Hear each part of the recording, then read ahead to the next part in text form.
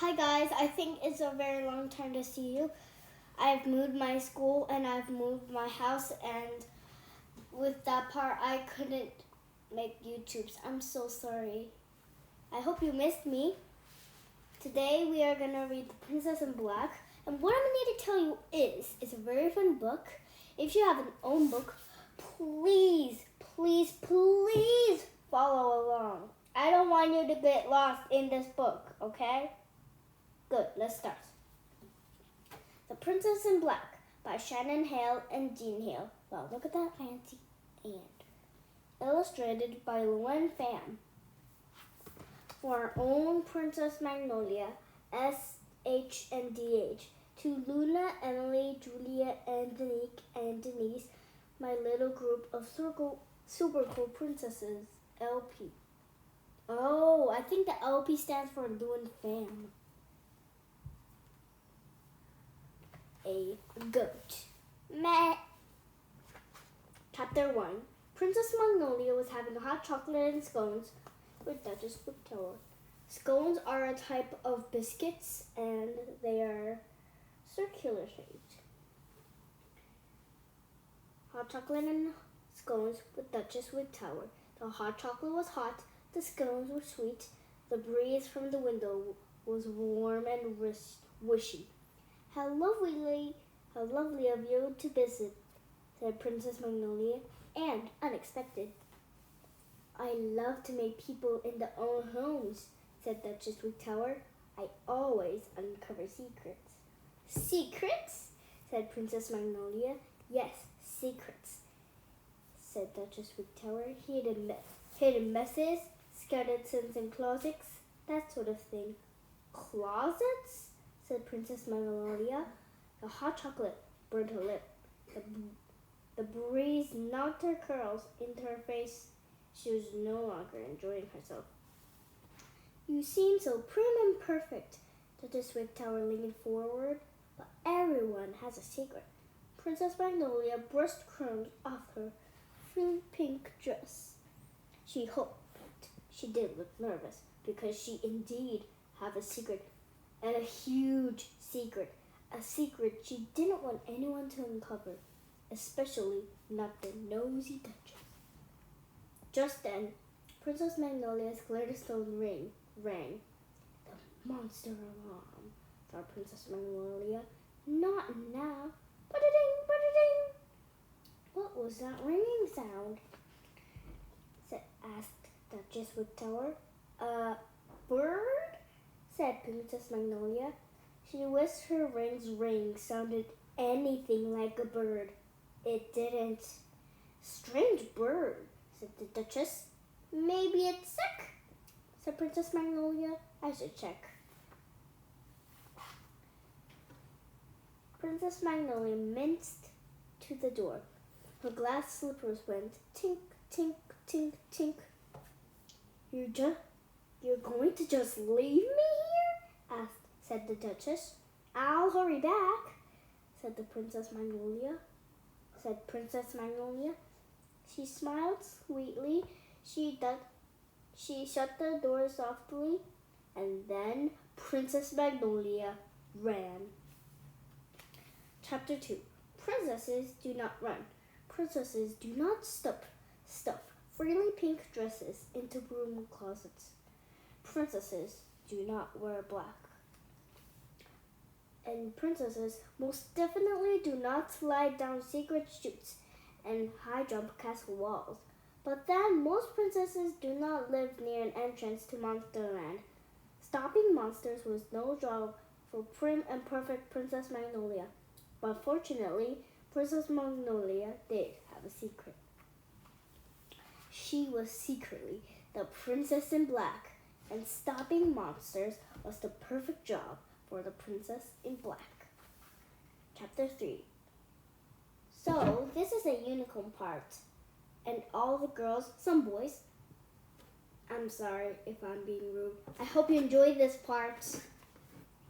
In the courtyard, Frimplepants was nibbling an apple. This unicorn is a boy, and that little bird looks like an apple. He swished. Frimplepants was nibbling an apple. He swished his sparkly tail. He pranced on his golden hooves. He gave the horn upon his brow a little toss. Clearly, Fimplepants was a unicorn. Or was he? Fimplepants Glitterstone the horseshoe rang. The monster alarm. Ba-ding! He took 3 dainty steps toward the castle wall. He looked right. He looked left. No one was watching. So Fimplepants entered a secret passage. Horn lifted off. Golden hooves slid aside. Sparkly mane and tail shook free. He came out of the other side. He was no longer Fimplepants the unicorn. He was Blacky, the Princess in Black's faithful pony. Just then, the Princess in Black was soaring over the castle wall. She landed on Blacky's back. "Fly, Blacky, fly!" she said. "To the gold pasture as fast as you can. There's a nosy duchess in the castle." They charged through the forest. Birds flapped out of their way. The birds squawked, the birds cheeped, the birds sounded nothing like a ringing ring. Chapter 4. The big blue monster was hungry. Monsterland was full of monsters. Some were small, some were big, some were bigger than the big blue monster. They were always eating up the good food. There was a hole in the ceiling of Monsterland. The smell of goats floated in through the hole. Shaggy goats, plump goats, delicious goats. The big blue monster started to drool. Wasn't there a rule against climbing through that hole? Yes, there was. But the monster couldn't remember. Was it because couldn't remember why? Was it because the sun was too shiny up there? Was it because the air was unpleasantly fresh? No, there had been some other reason. It stuck. The big blue monster was too hungry to remember. It climbed through the hole. Chapter 5. Duff the goat boy was not part goat and part boy. That would have been interesting, but Duff was just a boy who took care of goats. He quite liked goats. They had honey brown eyes, they had floppy ears, they made snuffling noises. Duff did not like goat-eating monsters. A blue arm reached out of the hole. "Not another one," said Duff. He picked up his crook. A blue monster emerged. It was big. The monster roared. It was loud. Duff dropped his crook. His knees shook. "Help!" he croaked. In the distance, a pony neighed. Chapter 6. A Flower. The Princess in Black galloped into the goat pasture. A big blue monster was holding a goat in each paw.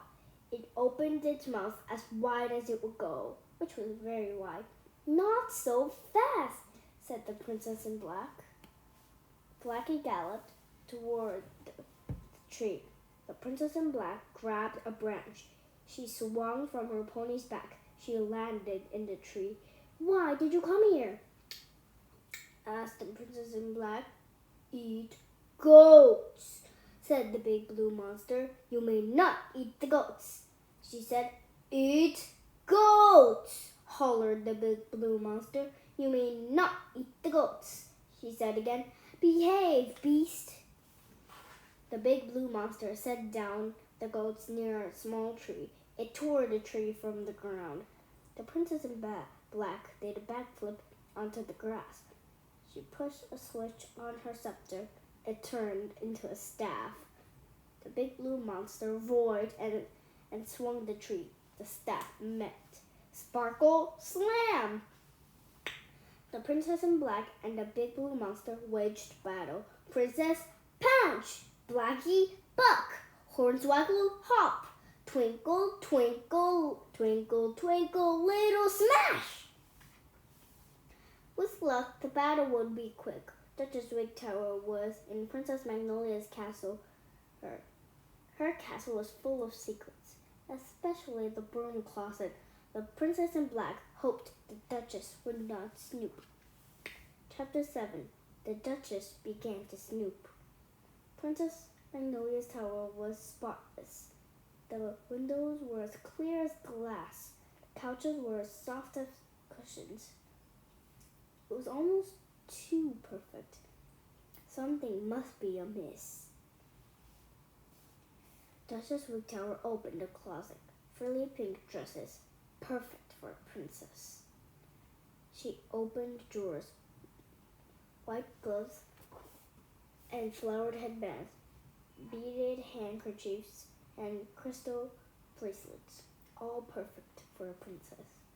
Drat, said the Duchess. No one is this perfect. The Duchess was determined to uncover a secret in Princess Magnolia's castle. She just had to look harder. Chapter 8. Duff the Goat Boy settled onto a tree stump. He always enjoyed the Princess in Black's ninja skills, but today he noticed something new. The Princess in Black reminded him of Princess Magnolia. Without her mask, they might even look the same. The Princess in Black was the same height as Duff. So was Princess Magnolia. The Princess in Black had honey brown eyes. So had Princess Magnolia. The Princess in Black had a sparkly tiara. So did Princess Magnolia. Could the two princesses be the same girl? But Princess Magnolia wore glass slippers on weekdays. Princess Magnolia was afraid of snails. Sunlight made Princess Magnolia sneeze. At the moment, the Princess in Black was hog-tying a monster. Duff laughed at a silly imagination. He nibbled some popcorn. He waited for the part when he would cheer. Chapter 9. The Duchess peeked under a table. Not so much as a wad of gum. Was Princess Magnolia as perfect as she seemed? No, surely everyone had secrets. Duchess Wigtower would find something amiss.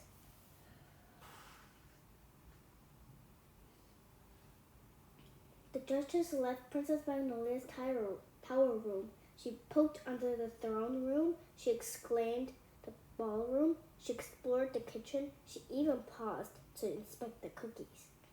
Everything was completely perfect. Then she noticed a broom closet. Something was stuck beneath the door. She yanked it free. A pair of coal-black stockings. Aha, said the Duchess. Black stockings. Everyone knows that princesses do not wear black. Princess Magnolia did indeed have a secret. Duchess Wigtower's frown turned into a crooked smile. Chapter 10. The Princess Magnolia was not trying. The Princess in Black was trying not to worry about the nosy Duchess. She was busy battling a big blue beast. The monster was just so huge and heavy. It was all tied up, but she couldn't push it back to the hole. Go back in that hole, said the goats. Said the Princess in Black. Roar, said the big blue monster. Behave, beast, said the Princess in Black. Roar, said the big blue monster. The Princess in Black sighed. She raised an eyebrow. Please, she said. The big blue monster sighed too. It rolled down the hole. Duff cheered. The Princess in Black bowed. Thank you, my friend. Until next time. She patted a goat's head. She sprang onto Blackie's back. They galloped into the forest. They had to get back to Duchess Wigtower. She hoped she wasn't too late. Chapter 11. The big blue monster plopped down into Monsterland. It chewed off the rope. The rope was pretty yummy, but not as yummy as goats. There was a rule not to climb through the hole. Now it remembered why. The sun was too shiny up there. The air was unpleasantly fresh, but that had nothing to do with the rule. Monsters should not climb through the hole because of the princess in black. She would not let them eat the ghosts. The big blue monster was going to remind the other monsters about the rule, but then it found a pile of toenail clippings. Yum, it said, and it forgot all about the princess in black. Duff whistled. Chapter 12. Duff whistled as he walked his goats home. No goats had been eaten. That meant it has been a lucky day. All thanks to the princess in black. He wished he could help her. But everyone knows that goat boys do not fight monsters. He thought again about Princess Magnolia possibly being the princess in black. What a clever disguise that would be. No one would suspect a girl in glass slippers. But of course, it was a silly idea. If the goats stood up on their hind legs, they would be the same height as Duff, just like the princess in black. His goat had honey brown eyes, just like the princess in black. None of them had tiaras though. That means little crowns, like not the big kind, the small kind. A goat would also be an excellent disguise for the princess in black. No one would suspect a goat. Just as no one would suspect a goat boy. Duff was getting an idea. Duff's idea made him smile as he fed the goats. He smiled and tugged on their nightshirts. He smiled and kissed them good night. And then Duff the goat boy got to work.